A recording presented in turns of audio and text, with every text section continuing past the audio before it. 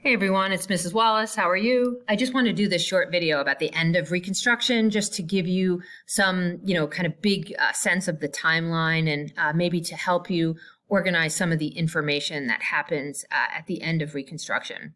So remember, the DBQ assignment that you have in class this week is really focused on assessment of radical Reconstruction. This would include the radical Republicans in Congress, leading basically congressional Reconstruction in opposition to Andrew Johnson's presidential Reconstruction. It starts in 1867, and we looked at some of the earlier impacts in terms of upticks in Black political power. So just to remind you some of the components of radical Reconstruction, the South is divided into, military districts. And so there's some enforcement and governance by military governors. The entire idea is that new state constitutions are going to be required in order for states to enter back into the Union. States are going to be required to ratify the 14th Amendment in order to be readmitted to the Union, and new state constitutions will, as a result, be required to provide universal manhood suffrage without regard to race. And in terms of who's going to be permitted to participate in these constitutional conventions, that are really going to recreate these state governments. It will be all males regardless of race, but not former Confederate leaders. So you see kind of the degree of participation change a lot under radical Reconstruction. And we did spend some time in class looking at some of the early effects of that in terms of increases in interracial democracy. So we do get greater Black political power at the federal level, at the state level, in community organizations, increases in education, entire reprioritization at the level of the state government. So lots of that. Another thing we didn't really get to spend a lot of time on, but just to give you some ideas that you might be able to focus on for the DBQ, political power is one aspect of what is changing during radical Reconstruction. There's also a hope from the radical perspective that economic opportunities will also increase for former, enslaved persons, and freed people will have access to more jobs. And some of that is through the lens of the Freedmen's Bureau. In reality, there isn't so much movement on some of the economic opportunities. There are in some ways. We have more historically, Black colleges and universities. So there's more opportunities for education. There's definitely some access to, farming, but a lot of that is not through ownership of land or any type of redistribution of land from the Confederates, to Black Americans. That was, thought of and brainstormed about, but doesn't really happen in a big way. In most cases, Black farmers are forced to be tenants, or they're sharecropping, in which case they're giving some of what they produce, to the owner of the land. And so there's a lot of economic limitations. And the Freedmen's Bureau does end up being a limited organization. It's something you could research further for the DBQ if you have an interest. The other thing, of course, that's affecting free people in the South, also white Republicans, ends up being the violence. And a couple of things that are useful just to have a sense of in terms of the degree of violence. There is violence, after the Civil War, immediately after the Civil War. There's always going to be some degree, and we see this, through the Black Codes and other formal ways. And there's also sporadic violence that's going to be community-based mob violence.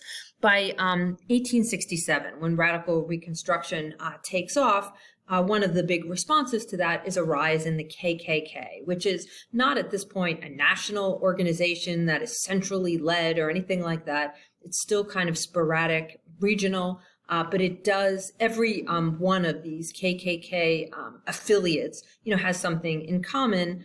They are masking and being anonymous. It often includes many members of society who have a great amount of political power or have some sort of, significant role in this society. And, this is mob violence and focused completely on intimidation rounding votes to try to basically stop Black political power. This is, the KKK limiting people's access to vote, access to office, and using violence to do that. One of the reasons why the KKK does start to diminish in the time period of 1871 and 1872 has to do with the Enforcement Act. So that's something that we'll look at in a moment about the role of the federal government in trying to damper some of the violence that's happening in the South. So under the federal government's watch, how does the federal government protect free people from some of the mob violence that's happening?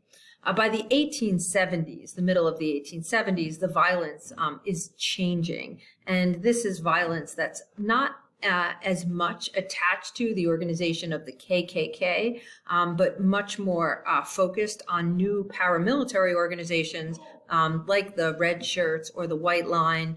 These are state organized and very connected to the state Democratic Party. So almost connected to individuals who take on the role of being Democrats, taking on, in a lot of cases, an active role in the paramilitary party. And this is open violence without being masked. And this is in the process at the end of Reconstruction, where we're looking at the context of Southern, like former Confederates, taking on and quote unquote redeeming the South, trying to basically get rid of any Republican political power and taking on Democrat power, which is what we see happen at the end of Reconstruction. Reconstruction will largely fail by the end of the 1870s, and debatable how much it fails and to what extent and whatnot. One of the things that does happen in the early 1870s is the federal government does try to take on the KKK, and they create a series of acts known as the Enforcement Acts. One of these is known as the KKK Act. One of the things that the federal government does is create a commission to try to ensure that Black Americans are protected in the South, and they ask people to come and testify about their experience with the KKK. One of the sources that you have, it's called "The Klansman Broke My Door Open," is a description of somebody who's telling their story of how they were targeted and intimidated by the KKK. And the Congress collects tons of these stories and ultimately then finds names and individuals and sends federal representatives to take on the KKK. There are arrests, and so there is a damper down of KKK activity as a result, arguably, of federal, prosecution. At the same time, lots of people don't pay any heavy penalty, and we will see violence rise again. We also see the KKK specifically rise again later in the 1800s and into the early 1900s. It doesn't become a group that goes away by any means. The KKK won't peak in the United States until like the 1920s, where it becomes really significant in terms of numbers and national activity. But the Enforcement Acts kind of beg some questions about what is it that the government can do, even in our modern times, to address issues of racism, and violence toward individuals. How can that be policed? In 1875, the Congress comes up with a Civil Rights Act. This is going to be one of the last Civil Rights Act during Reconstruction. It's a crime for any individual to deny full and equal use of public spaces. Okay, so, ensuring that Black Americans have access to all public places and prohibiting discrimination in jury selection. Unfortunately, it doesn't have a strong enforcement mechanism. It will be weak, and we will not see another Civil Rights Act for another 90 years. The Civil Rights Acts will largely be ignored in the South during the Jim Crow era. A couple of things about the Grant administration.